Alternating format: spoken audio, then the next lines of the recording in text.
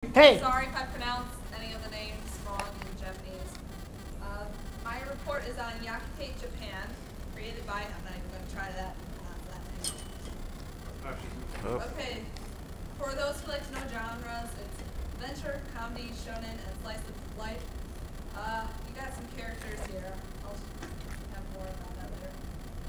This is also the summary. This is, sorry about that, Kazuma Azuma.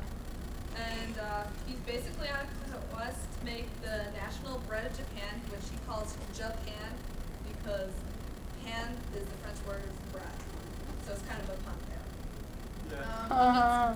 Many friends. And the place where he works is called Penteste. I think that's how you pronounce it.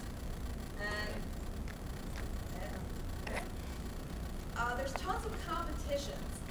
And what they do is they go head to head to see who makes the best bread, and how they judge this is by getting who has the best reaction. For example, on this one here, the reaction to bread is the judge, who's this guy here, ends up going into a spontaneous waltz.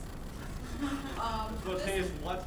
Waltz. He starts dancing. And this guy here, the bigger the peacock plume, the better the bread. And That's the true story. This whole thing here, I don't know if you can really see this. This judge, this bread that they ate actually sent them to heaven. So that's him with this weird thing they have. I don't know. They go. Well, I won't say where they go to, but that's heaven. And then, where did my crystal? Okay. And then this here, this is the judge in the background right here. He's a clown, but his reaction was to shave this guy's head bald.